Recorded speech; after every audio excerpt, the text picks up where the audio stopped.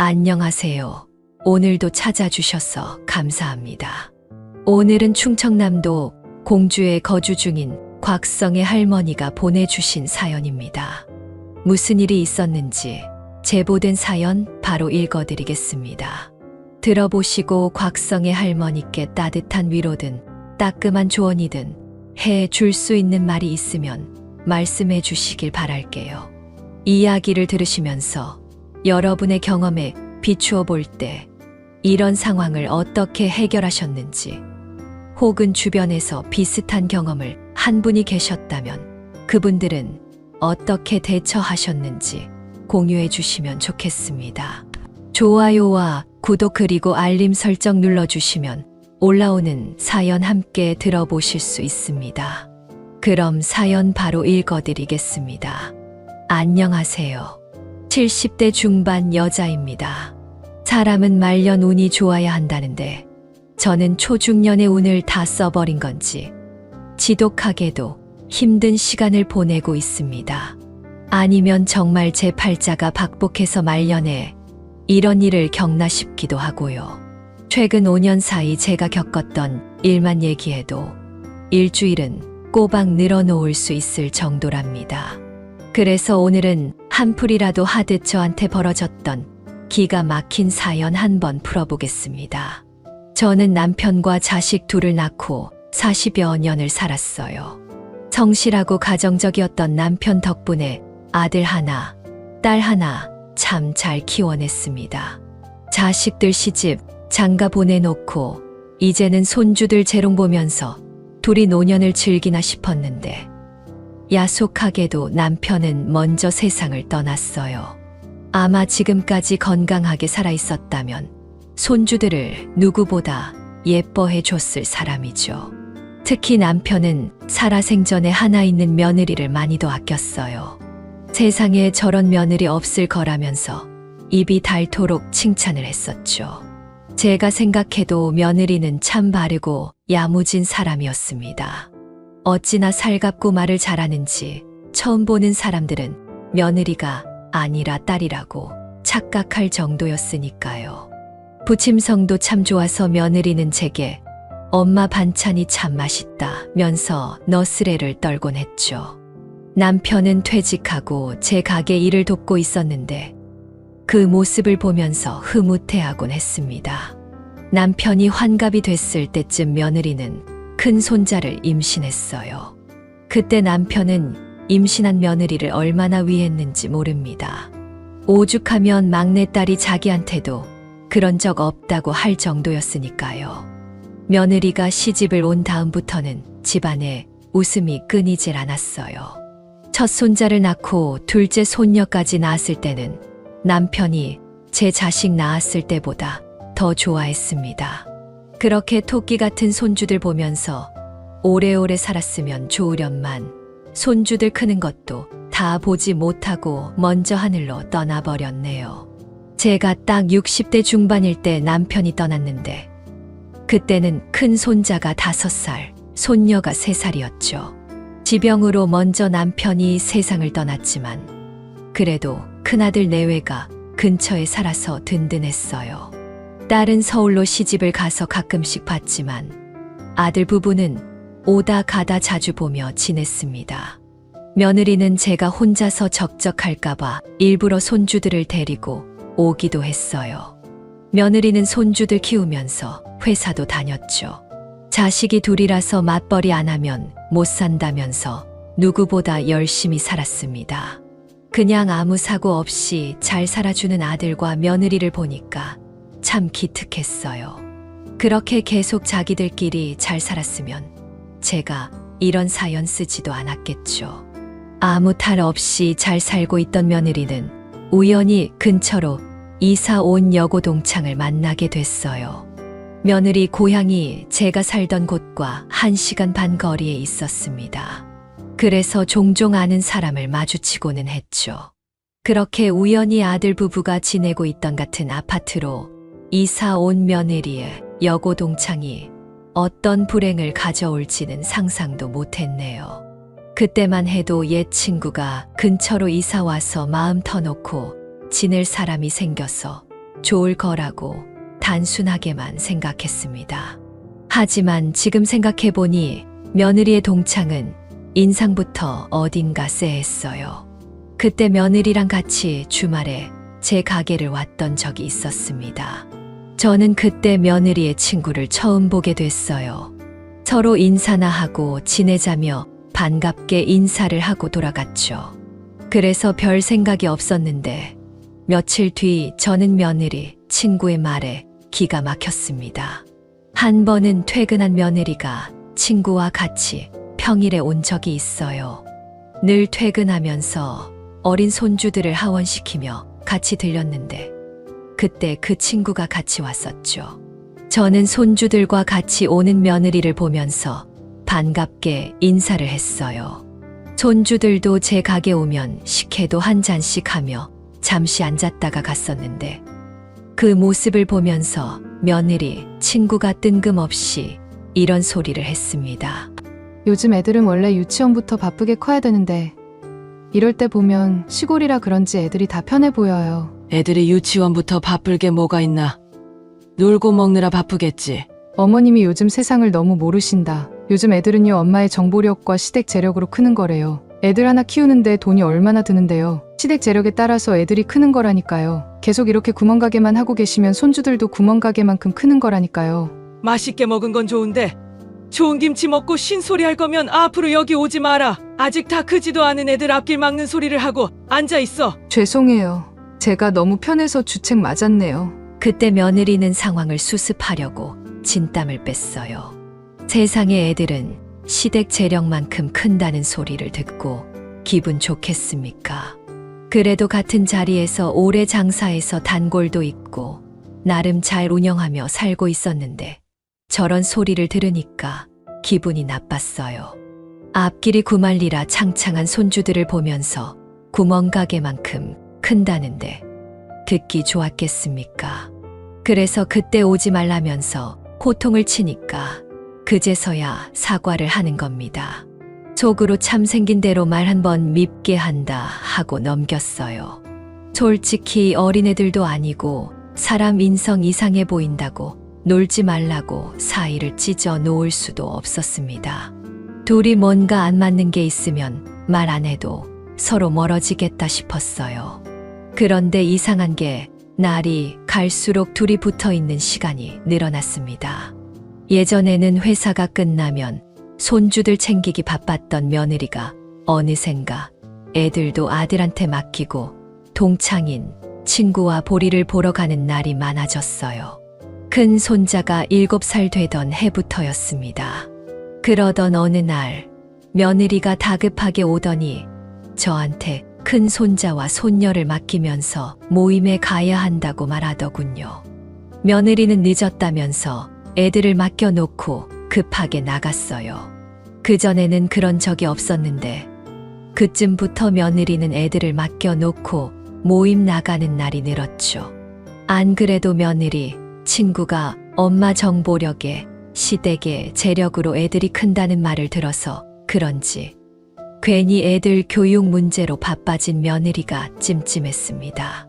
나중에는 저한테 애들 키울 돈 내놓으라고 하는 게 아닐까 싶을 정도로 그때 며느리는 애들 교육 문제로 발품 팔러 다닌다면서 바빴어요.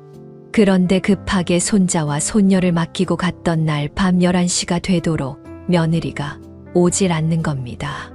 그래서 저는 아들한테 전화해서 며느리가 안 온다면서 전화를 했어요. 아들 사진관이 연초가 되면 바빠서 11시가 되면 문을 닫았는데 그때 제 전화를 받고 제 가게로 달려왔죠. 저는 놀란 얼굴로 들어온 아들을 보면서 말했어요. 대체 무슨 모임을 갖길래 애들은 여기 맡겨놓고 밤이 넘도록 오질 않아? 모임 소개시켜준 동창 친구랑 같이 있다는데 전화를 안 받아요. 그 친구는 뭐 하는 애야? 걔랑 붙어 다니고부터는 이 마누라 좀 변했어. 너 알고는 있어? 오랜 동창이 갑자기 친한 척하면 보험 팔거나 보증 부탁하거나 그런 거겠지 뭐. 재산 다 말아먹기 전에 얼른 알아봐. 그럴 사람 아니에요. 걱정 마세요. 애들은 제가 데려갈 테니까 엄마도 얼른 가서 쉬세요. 원래 얌전한 고양이가 부뚜막에 올라가 있는 거야. 내 말 새겨들어. 아들은 제 말에 그럴 사람 아니라면서 며느리 편을 들었어요. 하지만 저는 아무래도 찜찜하고 이상했습니다. 세상에 애들 교육 때문에 바쁘다던 며느리가 애들은 뒷전인 거예요. 저한테 애들 맡겨 놓은 것도 깜빡했는지 그날 거의 새벽이 되어서야 저한테 전화가 왔더라고요. 너무 황당해서 저는 자다 말고 전화를 받아서 이렇게 말했어요. 너는 정신이 어디가 있는 거야? 애들 교육 챙긴다면서 새벽이 돼서야 애들을 찾아? 어머님, 정말 죄송해요. 애들 아빠가 애들 데려갔어요? 그럼 이 시간까지 내가 애들 보겠어?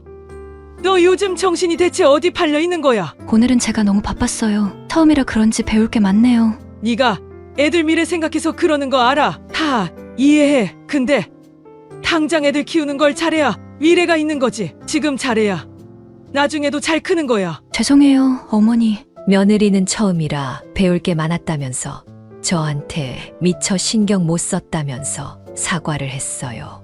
그런데 왠지 며느리 대답이 이상했습니다. 애들 교육 때문에 가는 모임이라는데 뭘 배울 게 있나 싶었어요.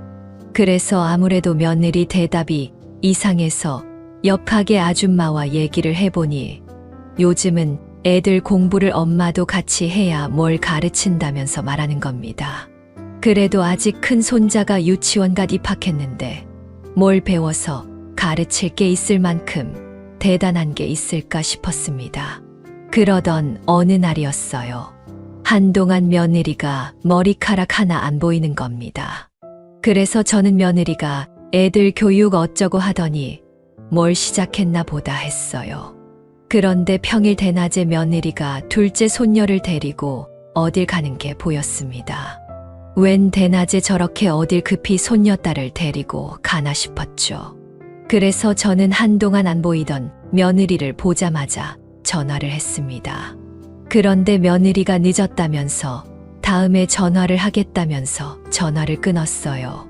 아무리 생각해도 평일 대낮에 어린 손녀를 데리고 대체 어딜 그렇게 급하게 가나 싶었습니다. 제가 이런 광경을 한 번 본 게 아니라 서너 번 봤어요. 그래서 너무 이상해서 아들 사진관에 가서 아들한테 말했습니다. 아들은 왠지 며느리의 치부를 감춰주는 것 같았어요. 무언가 있는데 저한테만 말을 안 하는 것 같았죠. 제가 계속 의심을 해서 그런지 이런 식으로 저한테 하나씩 숨기는 게 늘어만 갔습니다.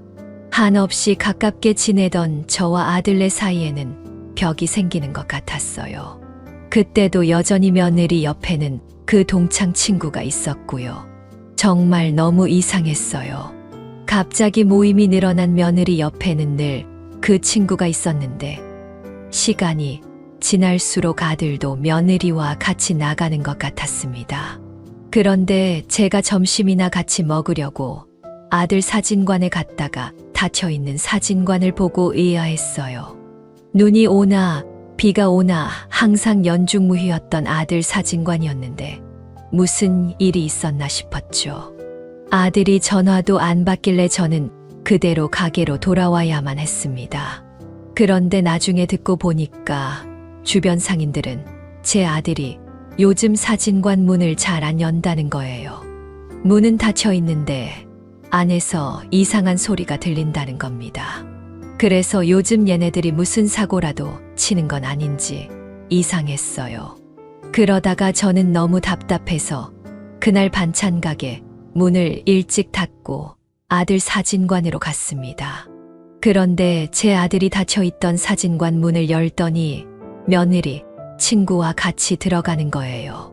그리고는 다시 사진관 안에서 문을 잠그는 게 유리문 밖으로 보였습니다. 저는 너무 놀랐어요. 둘이 바람이라도 난 줄 알고 사진관으로 달려갔습니다. 그리고는 아들 사진관 문을 두드렸어요. 그러자 안에 있던 아들이 놀란 얼굴을 하고 나와서 저를 보며 말하더군요. 엄마!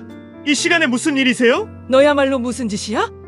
왜 문을 걸어 잠그고 며느리 친구랑 둘이 들어가? 그런 거 아니에요. 여기서 모임이 있어서 그래요. 제가 다음에 설명할 테니까 제발 좀 가요. 뭐야? 내가 두 눈으로 봐야겠으니까 나와. 얼른 비켜! 저는 아들을 밀치고 가게 안으로 들어갔어요. 그리고 사진관 안에서 펼쳐진 광경을 보고 깜짝 놀랐습니다. 아주 거지꼴을 한 채 앉아있던 손녀딸과 손자, 그리고 그 옆에 뭐라고 중얼거리면서 앉아있는 며느리, 친구까지 있는 거예요. 대체 가게에서 이게 무슨 개판인가 싶었습니다. 그 와중에 거지꼴을 하고 있는 손주들을 보고 저는 기가 막혀서 며느리를 보며 말했어요. 애들 교육이 어쩌고 저쩌고 하더니 애들 꼴이 저게 뭐야? 제가 알아서 할 테니까 어머님은 신경 끄세요. 내가 지금 신경 끄게 생겼어. 이게 다 무슨 짓이야? 애들 데리고 뭘 하길래 가게 문도 닫고 안에서 이러고 있냐는 말이야? 어머님이 뭘 안다고 그러세요?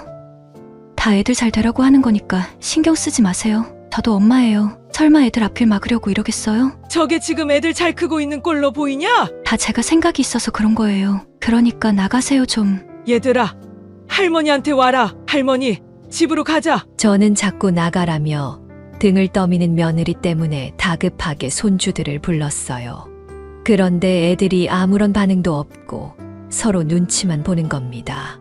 제 아들마저도 며느리를 말리지 않았고요. 그렇게 저는 대체 무슨 일이 벌어지는지도 모르고 떠밀려 나와야만 했습니다. 그때라도 저는 옆에 붙어서 며느리가 무슨 짓을 하고 있는 건지 알아내야만 했던 건데 정말 후회스러워요. 항상 깔끔하고 단정했던 어린 손주들은 언제 갈아입었는지 모를 옷에 꼬질꼬질한 얼굴까지 누가 보면 부모도 없이 크는 애들인 줄 알 정도였습니다. 한동안 구석에서 기가 죽은 채 눈치 보던 손주들 모습이 눈에 밟혀서 밤잠도 설칠 정도였죠. 저는 그 모습을 눈으로 보니까 더 가만히 있을 수가 없었어요. 그래서 전화도 해보고 가게도 가보고 집도 가봤지만 개 눈 감추듯이 며느리와 아들 소식이 또 끊겼습니다. 증발하듯 사라진 아들 부부 때문에 신고라도 해야 되나 싶었어요. 그래서 정말 신고라도 할 참이었는데 갑자기 손자한테서 전화가 걸려왔습니다. 번호를 보니 아들 집 전화번호였어요. 어제까지도 인기척이 없던 집에서 전화가 와서 받아보니까 아픈 목소리의 손자였어요. 저는 너무 놀라서 전화기를 붙들고 무슨 일이냐면서 손자한테 물었죠. 그러자 손자는 울면서 저한테 말했어요. 할머니, 저 머리가 너무 아파요. 병원 좀 데려가 주세요. 이러다 죽을 것 같아요. 무슨 일이야? 엄마는 어디 있어? 엄마 나갔어요. 할머니 엄마 오기 전에 와야 갈 수 있어요. 엄마한테 들키면 병원 못 가요. 제발요. 저 좀 살려주세요. 그게 무슨 말이야? 대체 무슨 일이길래 그래? 일단 할머니가 갈 테니까 준비하고 있어. 알았지? 네, 할머니. 꼭 오셔야 돼요. 꼭 와주세요. 손자는 저한테 꼭 와야 한다면서 우는 목소리로 말하길래 가게 문을 닫아버리고 아들 집으로 갔습니다. 한동안 찾아가도 열리지 않던 문이 안에서 손자가 열어주자 열렸습니다. 집 안으로 들어가자 저는 깜짝 놀랐어요. 집은 완전 돼지우리였고 거기에는 손자가 펄펄 끓는 열을 내면서 있었죠. 손녀딸은 언제부터 있던 건지 모를 배달 음식을 손으로 먹고 있었고요. 저는 경악할 상황에 정말 까무러치게 놀랐죠. 일단 열이 높은 손자를 데리고 병원을 가는 게 먼저였어요. 그래서 저는 아들한테 전화를 걸었는데 오랜만에 전화를 받은 아들은 제가 손자를 데리고 병원에 간다니까 버럭 화를 내며 말했습니다. 병원을 왜 가요? 그리고 주인도 없는 집에 왜 막 들어가세요? 설마 애들이 열어준 거예요? 그럼 내가 문을 부수기라도 했을까봐? 애들이 얼마나 아프면 나한테 전화를 했겠어? 대체 애들만 두고 어딜 간 거야? 집안 꼴은 저게 뭐고? 제발 저희 집에 신경 좀 꺼요. 애들 꾀병 부리고 있는 거예요. 식은땀을 흘리고 온몸에서 열이 나는데 꾀병이라고? 너 애들 아빠 맞아? 절대 병원 가면 안 되니까 그냥 두세요. 아시겠어요? 나는 아픈 애 두고 절대 못 가니까 병원으로 애들 데리러 오던지 말던지 이 마음대로 해. 무작정 병원에 데려가지 말라는 아들의 전화에 화가 나서 저는 택시를 불러서 손주들을 데리고 병원으로 갔어요. 큰 손자는 독감이 왔고 의사도 못 알아볼 만큼 열이 높았습니다. 대체 자식이 이 지경인데 왜 병원에 가지 말라고 하는지 이해를 못했어요. 의사도 손자 상태를 보면서 조금 더 늦었으면 기절했을 수도 있다고, 열이 너무 높으니 며칠 입원해서 지켜보자고 말할 정도였죠. 몇 년 전만 해도 이런 적이 없었는데 대체 무슨 일인가 싶었어요. 그런데 뒤늦게 온 아들과 며느리를 보는데 뒤이어 며느리, 친구가 같이 오는 겁니다. 저는 너무 화가 났어요. 왠지 이 사태 원인이 며느리, 친구한테 있는 것 같아 화가 났죠. 그런데 아들은 되려 저한테 화를 내면서 말했어요. 내가 병원에 데려오지 말라고 했잖아요. 왜 제 말을 안 들어요? 너 의사 찾아가서 이 아들이 어떤 상태였는지 물어봐. 이 아들 열이 너무 높아서 기절할 뻔했던 건 알아? 그거 다 병원에 와서 그런 거예요. 집에 있었으면 하늘이 도왔을 거라고요. 뭐가 도와? 너 정신 나갔어? 뜬금없이 무슨 소리 하는 거야? 대체 뭘 보고 살길래 그러는 거야? 내가 아무리 생각해봐도 저게 화근이야. 다 저거 나타나고서부터 이렇게 된 거라고. 저는 며느리, 친구를 보면서 화를 냈습니다. 정말 아무리 생각해도 딱 며느리, 친구가 나타나면서부터 아들 부부가 이상했던 것 같아요. 제가 며느리, 친구를 보면서 화를 내니까 저를 흘겨보면서 짖던 며느리, 친구 표정이 아직도 생생합니다. 너무 화가 나서 저도 모르게 손이 올라갔는데 며느리가 저를 막아서면서 화를 내며 말했어요. 어머님, 교양 없이 왜 이러세요? 뭘 모르면 가만히 좀 계세요. 내가 뭘 모른다는 거야? 내가 이런 말 안 하려고 했는데 너 아주 친구랑 붙어먹고 완전히 변했어. 알기나 해? 세상에 제 아들 몸이 열로 펄펄 끓고 있는데 병원에 왜 데려왔냐는 말이 나와? 지금 제 아들이에요. 제가 알아서 하겠다는데 왜 어머님이 참견이세요? 이거 집에 무단 침입해서 납치한 거랑 뭐가 달라요? 무단 침입에 납치. 너 아주 제대로 돌았구나. 그럼 너는 아픈 애 방치해 놓고 딸은 밥도 안 줬잖아. 아픈 애 다시 데려가면 나도 정말 가만히 안 있을 거다. 다 신고할 거야. 제가 손자를 데려가려는 며느리와 아들을 보면서 데려가면 가만 안 두겠다고 소리를 쳤어요. 그러면서 제가 신고를 하겠다고 하니까 며느리 친구는 흠칫한 얼굴을 하더니 며느리를 말렸고, 둘이 귓속말을 주고받더니 며느리, 친구가 저를 보며 말했습니다. 어르신, 오늘은 이만 넘어가는데 한 번 더 이런 식으로 애들 데려가면 그땐 안 참을 거예요. 네가 안 참을 거면 어쩔 건데? 너야말로 내 손자 데리고 뭐 하는 거야 지금? 손자한테 정신 팔려서 발 동동 구를 때가 아니에요. 당신 아들이나 걱정해요. 돈도 한 푼 없고 능력도 없어서 인생 망하게 생겼어요. 내 아들이 왜 망해? 너야말로 이런 식으로 내 아들 가족 주변 맴돌지 말고 당장 떨어져. 왜 괜히 식구들 옆에 붙어서 가족들을 망치는 거야? 나만큼 그 가족 신경 쓰는 사람 없어요. 내가 돈 한 푼 없는 집부터 잘 되라고 얼마나 노력하고 있는지는 알아요? 며느리 친구는 갑자기 벼랑간 소리를 질렀고 저는 화가 나서 한 대 내려쳤어요. 그런데 기가 막힌 상황이 벌어졌습니다. 제가 며느리 친구를 때리자 며느리와 아들이 그 여자한테 대뜸 사과를 하는 거예요. 그것도 고개를 조아리면서 말입니다. 정말 뭐에 단단히 홀렸구나 싶었죠. 그리고 자기들끼리 뭐라고 쑥덕거리더니 저한테 손자 열이 떨어지면 바로 집으로 데려갈 거라면서 말을 했어요. 그러더니 며느리는 그 친구와 사라지고 아들만 병원에 남는 게 아니겠습니까? 기가 막혔습니다. 대체 무슨 엄마가 숨이 넘어갈 정도로 아픈 애를 두고 가는 게 말이 되나요? 제 옆에 남은 아들은 계속해서 한숨을 내쉬며 다 자기가 무능력한 탓이라면서 한탄을 했어요. 넉넉하지 않아도 부족하지 않게 잘 살던 아들이었는데 대체 뭐가 그렇게 없다고 하는지 이해가 안 갔습니다. 그렇게 한 일주일 정도 병원에 있다가 큰 손자는 퇴원을 했어요. 손녀딸은 기어코 며느리가 데려가서 저는 큰 손자만 챙기기 바빴습니다. 겨우 컨디션을 되찾은 손자는 제 손을 꼭 잡으며 말했어요. 할머니 가기 싫어요. 그냥 할머니 집으로 가면 안 되는 거예요? 왜? 집에 무슨 일 있어? 이 할미한테 다 말해봐. 다 말 못해요. 그냥 저랑 여동생만 할머니 집으로 가게 해주세요. 아니야.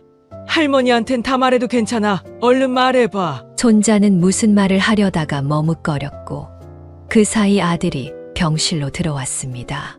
아들이 오자 손자는 제 손을 놓더니 입을 다물었어요. 손자는 장난기도 많고 다른 7살 아이들처럼 말도 많았죠. 그런데 어느 순간부터 성격이 변하기 시작했어요. 이상하게 한두 가지가 아니었죠. 그래서 저는 손자만 집으로 데려가서 물어봐야겠다 생각했습니다. 문제는 아들이 지키고 있으니 손자를 어떻게 데려가야 하나 싶었어요. 일단 저는 손자한테 들은 게 있으니 아들을 붙들고 말했습니다. 이 아들이 우리 집에 가겠다는데 내가 데려가서 밥 좀 먹여서 보내마. 엄마, 그만 좀 해요. 저 애들 뒷바라지하고 가르치느라 등골이 빠지는 것 같아요. 공부하기 싫어서 저러는 거예요. 대체 뭘 가르치고 있길래 돈이 그렇게 드는 거야? 너도 그렇고 며느리도 그렇고 뭐 하고 다니는 거야? 나한테 제발 말 좀 해봐. 이 아들도 하기 싫어하는 거 안 보여? 오죽하면 집에 가기 싫다고 하겠어. 이게 다 우리 집안을 위한 거예요. 저도 없는 형편에 노력하고 있는 거라고요. 그리고 공부하고 싶어 하는 애들이 어디 있어요? 너 사진관을 열다 안 열다 네 마음대로 하니까 있던 손님도 없어지는 거 아니야? 저 가게 내놨어요. 애들 둘 유학 보낼지도 몰라요. 대체 너 왜 그래? 그건 내놓고 뭐 하려고? 뭐 해먹고 살려고 그래? 하늘에 있는 이 아버지가 너 사는 거 보면 눈을 못 감으시겠다. 이미 다 결정됐고, 그러니까 엄마도 우리 가족한테 신경 꺼요. 아프다고 계속 병원 오면 애들한테 더 안 좋아요. 제 자식 제가 알아서 할 테니까 그만하세요. 아들은 신경 끄라는 말만 하고는 손자를 데리고 나가 버렸습니다. 무슨 조선시대도 아니고 멀쩡한 병원이 있는데 아픈 애를 병원에 데려왔다고 이렇게까지 한탄들을 일입니까? 저도 정말 어린 손주들만 아니었으면 진작에 연을 끊었을 텐데 자꾸 할머니 집에 가고 싶다는 애들 말이 마음에 걸렸어요. 그때만 해도 아들이 애들 교육으로 뭘 하려고 저러나 싶었습니다. 그래도 손자가 저렇게까지 싫어하는데 꼭 해야 되는 건가 싶었고요. 정말 그때는 손자가 공부가 싫어서 그런 거라고 생각했어요. 그래서 아들을 따라 집으로 가서 며느리를 설득해봤지만 며느리와 아들은 애들이 유학을 가야 한다면서 고집을 부렸습니다. 아직 유치원 다니는 손자와 어린이집을 다니는 손녀가 유학을 간다고 뭘 배우겠습니까? 그런데도 며느리는 지금 가야 귀도 트이고 입도 열린다면서 꼭 보낼 거라는 의지가 강했어요. 손주들은 죽어도 가기 싫어하는 눈치였지만 제가 할 수 있는 게 없었습니다. 그래서 저는 며느리를 며칠 설득하다 실패해서 결국 마지막 당부를 하며 말했어요. 결국 손주들은 유학을 갔고 그 후로 저는 아들 집에는 발도 못 붙였습니다. 병원에서 본 모습이 마지막이라서 저는 손자가 너무 걱정되는 마음에 어디로 얼마나 간 건지 며느리와 아들한테 물었지만 아무런 답변도 듣지 못했어요. 그야말로 저는 어린 손주들이 고향을 떠나 어디선가 공부를 하고 있구나 정도만 알 뿐이었고요. 그런데 마치 저와 손주들 사이를 단절이라도 하듯 아무런 연락도 못하고 지냈어요.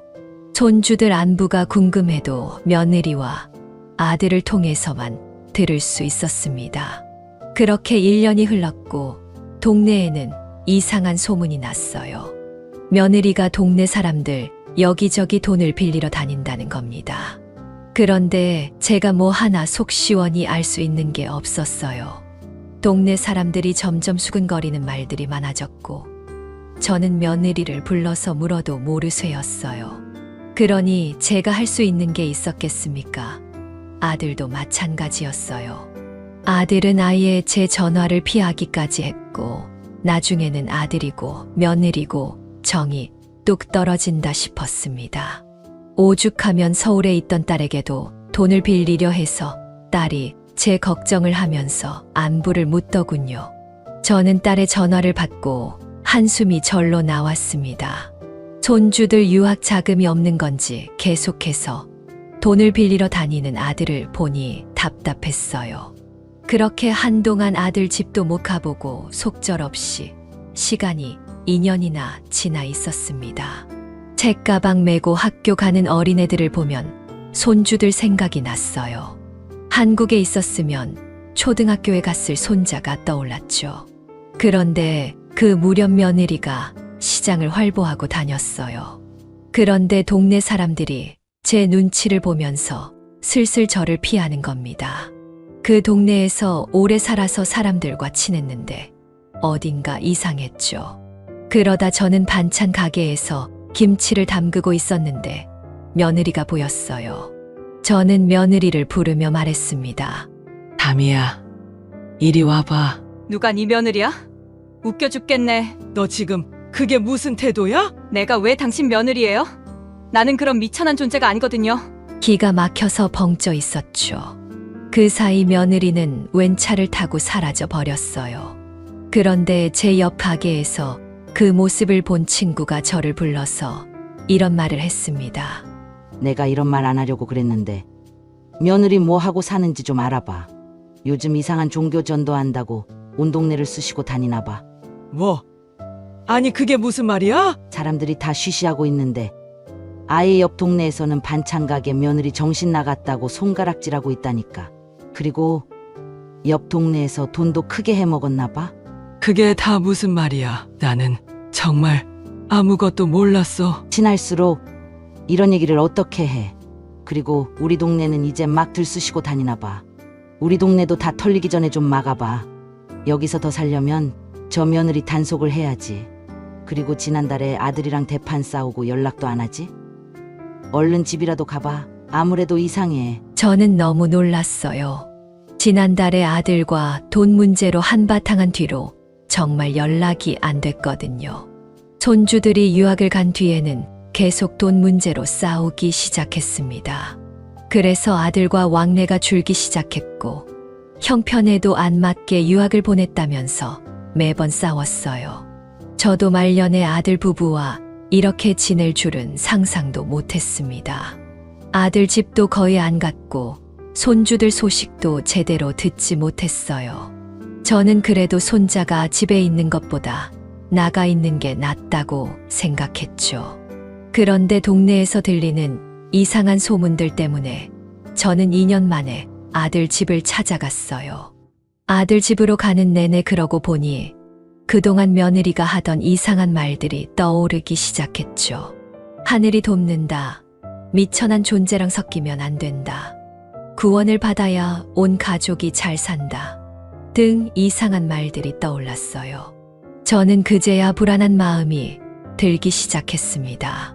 그런데 아들 집에 가서 문을 두드리자 집에서 아들이 기어 나왔습니다. 저는 귀신이라도 본 사람처럼 소리를 질렀어요. 피골이 상접한 사람처럼 아들은 비쩍 말라 있었죠. 너무 놀라서 아들을 붙들고 말했습니다. 꼴이 왜 이래? 이게 무슨 일이야? 저는 급하게 물을 떠다 아들 입에 먹였어요. 그리고 바닥을 기는 아들을 끌어다 거실에 눕혔습니다. 급하게 미음을 만들어서 아들 입에 조금씩 떠먹였죠. 그런데 잠시 뒤 며느리가 오는 소리가 들렸고 제가 거실에서 아들을 눕혀놓고 미음을 떠먹이는 걸 보고 며느리가 소리치며 말했어요. 지금 금식 기도 중인 사람한테 뭐 하시는 거예요? 뭐야? 금식 기도? 너 진짜 이상한 거 믿는 거야? 이상한 거라니요? 다 우리 가족들을 위한 거예요. 이렇게 해야 우리 가족들이 다 잘 사는 거라고요. 어머님이 중요한 순간마다 초를 치니까 하늘에서 벌을 주는 거예요. 구원받기 싫으세요? 네가 완전히 미쳤구나. 너 애들은 어디 있어? 애들 어디 있냐고? 왜요? 또 다 된 밥에 초 치려고요? 애초에 저 인간이 돈만 있었어도 저렇게 금식 기도도 안 했어요. 돈이 없으니까 몸으로 때우는 거예요. 헌금을 해야 우리 가족이 보살핌을 받을 수 있는데 돈이 없으니 하늘이 감동할 만한 기도를 해야죠. 야, 이 정신 나간 년이 뭐라는 거야? 그렇게 하늘에 대고 감동받고 싶으면 네가 굶어! 제가 왜요? 저는 이 사람 먹여 살리느라 전도하러 다니느라 얼마나 힘든 줄 알아요? 뭐야? 너 나가! 당장 이 집에서 나가! 저는 이상한 소리를 늘어놓는 며느리를 내쫓았어요. 정말 기가 막혔습니다. 저는 이 황당한 일을 아들이 겪게 될 줄 꿈에도 몰랐어요. 뉴스에서만 보던 불법 종교에 미친 사람이 제 며느리였다니 정말 믿기질 않더라고요. 현명하고 야무진 며느리가 완전히 다른 사람 같았어요. 그러다가 정신이 좀 돌아온 아들은 그동안 있었던 일을 털어놨습니다. 아들 얘기를 들어보니 정말 가관이었어요. 그동안 며느리는 아들이 사진관을 내놓기 전에 그곳에서 전도를 하고 있던 겁니다. 아들은 처음에 믿지 않다가 며느리와 며느리, 친구 이야기를 듣고 전도된 거였어요. 제가 생각했던 것처럼 그 며느리, 친구가 화근이었습니다. 며느리 친구는 아들 사진관을 찾아와서 이렇게 말했다고 했어요. 내가 우울증이 정말 심했는데 기도하면서 많은 치유를 받았어요. 그리고 이렇게 구원까지 받아서 이제는 많은 돈과 명예를 누리고 살고 있잖아요. 저는 이 좋은 기회를 많은 사람들과 나누고 싶어서 이렇게 다니는 거예요. 못 믿는 사람들도 있는데 저를 믿으면 대대손손 정말 잘 살아요. 나를 생각하고 가족을 생각하면 못할 게 뭐예요. 아무나 믿을 수 있는 곳이 아니니까 내가 이렇게 왔을 때 한번 나 따라서 들어봐요. 아들은 그때부터 매일 같이 기도를 하게 됐고, 그렇게 기도를 하자 갑자기 사진관이 너무 잘 된 거예요. 그래서 그때는 헌금도 내고 잘 다녔는데 어느 순간 사진관이 다시 주춤했다는 겁니다. 그런데 나중에 알게 된 사실은 이게 다 계획된 일이었다는 거예요. 그 불법 종교를 믿던 신도들이 단체로 와서 사진을 찍고 갑자기 발기를 뚝 끊으니까 당연히 반짝 잘 됐던 곳이 주춤한다고 생각이 들 수밖에 없었죠. 그런데 아들은 이게 다 그 불법 종교를 믿고 진심으로 기도했던 덕이라고 믿었고 세뇌를 당하며 잘못된 믿음이 심어지고 있었어요. 아들 말로는 애들도 바깥 생활을 전혀 하지 않고 믿음을 키운다며 종교 생활만 하고 강요당하고 있던 거예요. 그러니까 유학을 간 게 아니라 오로지 며느리 손에만 이끌려 불법 종교 활동을 하며 세뇌당하고 있던 겁니다. 저는 아들 말을 듣고 나와서 며느리를 찾기 시작했어요. 그런데 어찌나 여기저기를 다니는지 찾을 수가 없었죠. 그러다 동네 사람이 며느리가 시장에 나타났다는 말을 듣고 시장으로 가서 며느리 뒤를 밟았어요. 그리고 며느리가 어디로 가나 유심히 지켜봤습니다. 택시를 타고 뒤를 밟자 이상한 건물이 하나 나왔어요. 아무리 봐도 종교시설이라기에는 이상했죠. 저는 일단 경찰에 신고를 했어요. 그리고 건물로 몰래 들어가서 이렇게 외쳤습니다. 연아야, 연동아, 할머니야, 이리 나와. 너희들 여기 있는 거 안다. 얼른 할머니 집으로 가자. 손주들 이름을 외치면서 건물을 돌아다니자 관계자로 보이는 사람들이 와서 저를 붙들더군요. 그리고는 저를 발견한 며느리가 뭐 하시는 거냐며 소리를 질렀고요. 그래서 저는 며느리를 보며 말했습니다. 너 내 며느리도 아닌데 왜 난리야? 나는 내 손주들 데리고 나갈 거니까 신경 꺼. 걔네들은 내 거예요. 애들이 무슨 물건이야? 아주 내 손주들 털끝 하나 건들기만 해봐. 제가 며느리와 소란스럽게 소리를 지르며 싸우자 이 소리를 듣고 어디선가 손주들이 나타났어요. 그런데 큰 손자가 저를 보자마자 울면서 달려왔습니다. 손녀도 저를 보며 울면서 달려와 안겼고요. 그런데 도대체 그동안 무슨 일이 있던 건지 애들은 자꾸 말라 있었어요. 그리고 잠시 뒤 경찰이 도착했고 저는 경찰을 보면서 미친 사람들 전부 잡아가라고 소리쳤습니다. 정신 나간 여자. 저 여자 당장 잡아가요.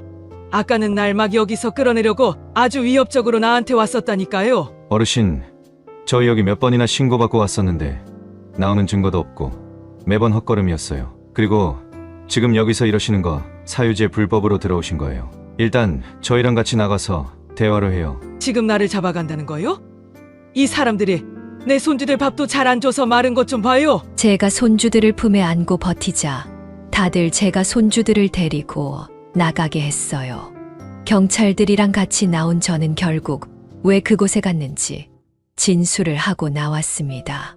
결국 증거가 필요하다는 말이었어요.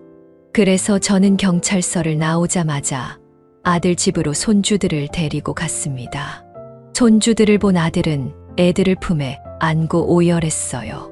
특히 큰 손자는 초등학교 출석보다 결석이 더 많은 상태였습니다.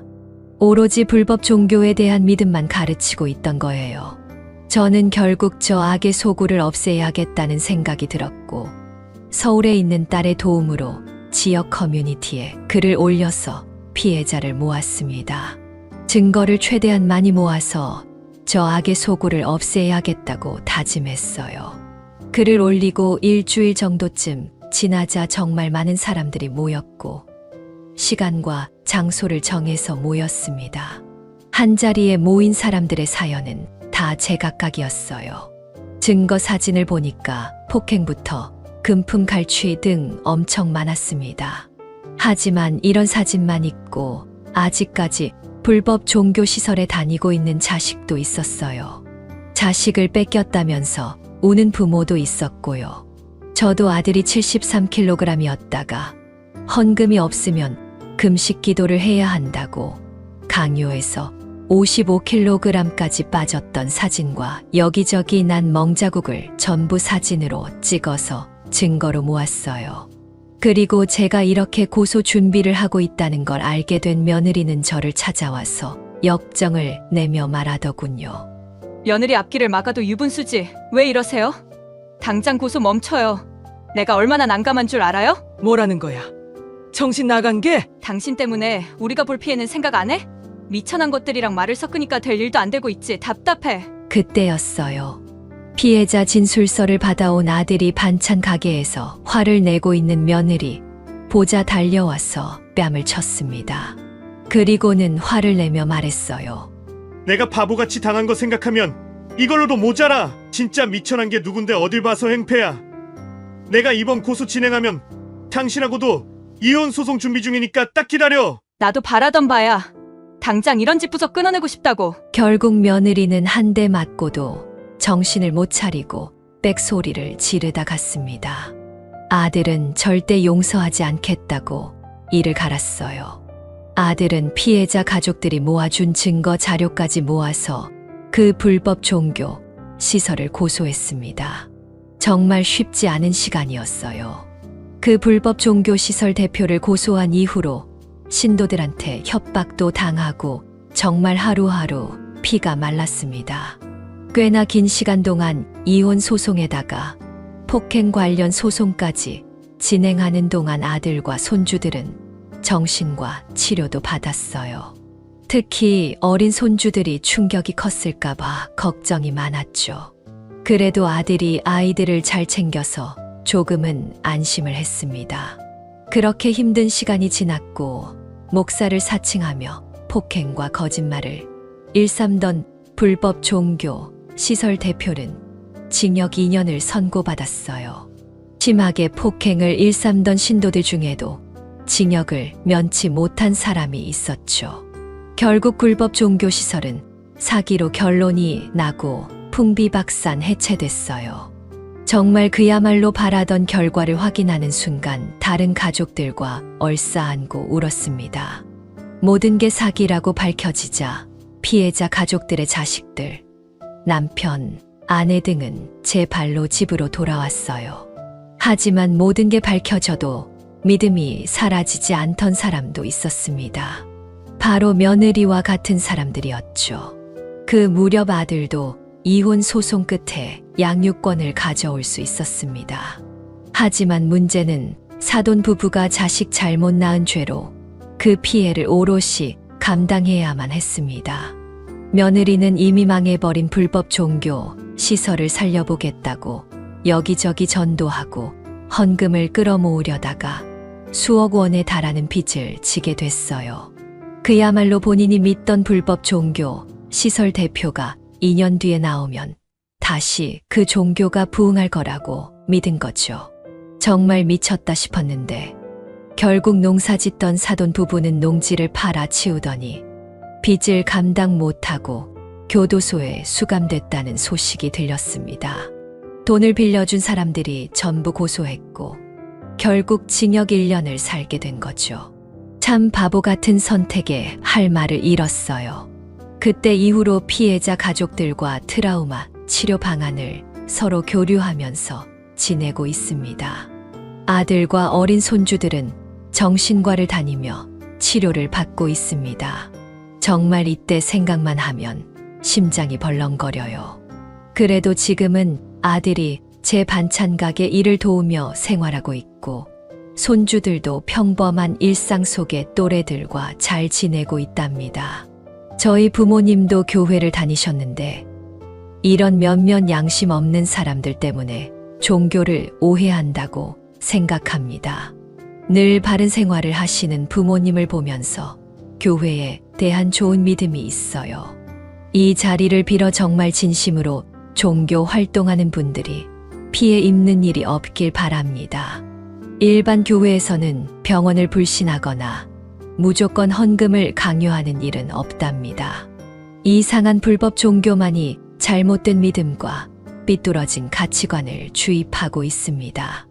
옛말에 강은 건너봐야 물이 깊은 줄 안다는 말이 있어요. 아무리 좋은 말 듣고 깨우친다 해도 결국 인생은 직접 경험해봐야 알게 되는 것들이 있는 것 같습니다. 이 나이쯤 되니까 나이는 그냥 먹는 게 아닌 것 같아요. 스스로 생각하고 옳고 그름을 나눌 줄 알아야 되는 겁니다. 그러니 모두 스스로를 믿고 살았으면 좋겠어요. 가족들과 함께 좋은 날들만 있기를 바라겠습니다. 여기까지가 곽성의 할머니의 사연인데요. 여러분은 어떻게 들으셨나요? 이 사연은 곽성의 할머니가 보내주신 사연으로 사연자님의 입장에서 작성되어서 곽성의 할머니님께 유리하게 작성되었을 수도 있습니다. 같이 댓글로 의견 나누어 보았으면 합니다. 곽성의 할머니의 사연 영상이 주는 교훈이 유익하시다면 좋아요와 구독, 그리고 다른 지인에게 공유 부탁드리며 저는 그럼 다음 사연에서 뵙겠습니다.